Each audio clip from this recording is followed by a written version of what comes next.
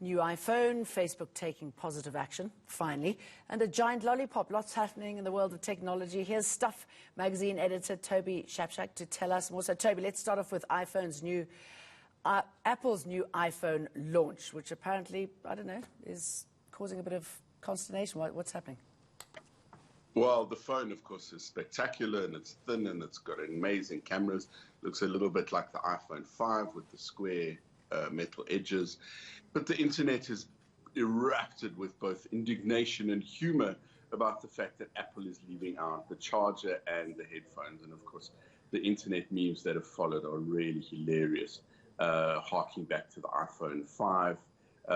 There's a running joke, I don't know who the originator is, about all the things Apple's left out starting in 2017 when they left off the headphone jack. This year they've left off the, progressive to this year, no charger, no headphones. Next year there'll be no phone. But it's kind of the sideshow to this hype fest that is always Apple's announcements. And even though people are now saying you have to pay for an extra accessory, I'm frankly quite happy to do that. I pay Apple for a product and they give me a product. It's not like Android or Facebook or Google where my information is constantly being mined by the company supposedly selling me a service. Always remember, if the product is free, you are the product. So exactly, people are upset about it. I'm quite happy because I know what I'm getting. I know what it costs me. I don't know whether they're tracking me. There have been innumerable reports of the fact that Google continues to track Android phones even after you tell them not to do it and even after you wipe the phone.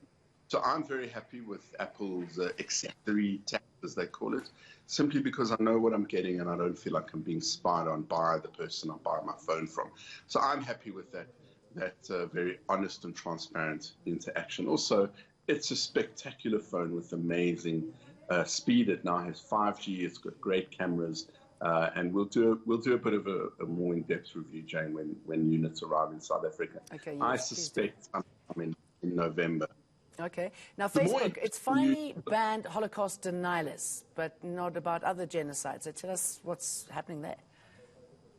I mean, I don't want to be facetious and say maybe somewhere inside Facebook they set 6 billion deaths as 6 million deaths as the limit for behaving responsibly, yeah, and comfort to Myanmar and Rwanda and all the other places where massive genocides have happened. It's completely bizarre. It's hard to understand actually what happens within Facebook and within their organization. Carol Codwalder, the Observer journalist who broke the Cambridge Analytica story, set up a brilliant thing called the Real Facebook Oversight Board. And it was because Facebook themselves didn't set up some kind of third-party body. She set it up. It's since been, I think, closed because of rights of the name usage, something like that. But Facebook's failure to account for how it processes data. We know that it's weaponized hate speech, white supremacy, anti-Semitism, homophobia. It's just crazy. And there's so much to do, but we should just for a moment stop and say, well, at least one mad conspiracy theory that the Holocaust didn't happen is going to be denied. I don't know.